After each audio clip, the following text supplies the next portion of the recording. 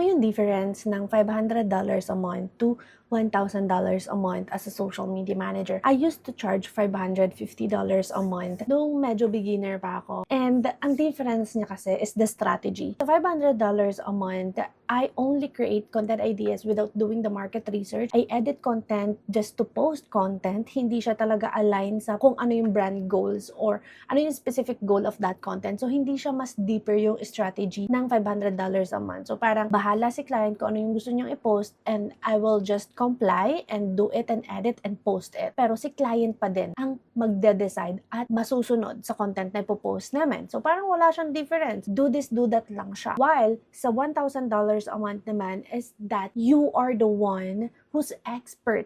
Ikaw ang masusunod. Ikaw ang mag-a-align ng strategy na yon sa mga content na pinopost mo, meaning you are brainstorming with the client na hindi lahat ng gusto ni client is masusunod. Kailangan dalawa kayong magde-decide na kung ipopost nyo ba to or maganda ba tong i-post or hindi ba to magandang i-post. So meaning sa $1,000 a month is you position yourself as a strategist na is this content will grow more followers or is it more on community or is it more views or is it more sales? And that's the difference of it. Ngayon, nakikita nyo ba yung difference? If ever hindi pa din, nalilito pa din kayo, how much do you charge? Please let me know in the comment section and I would love to help. But of course, the rate is always based on your skills.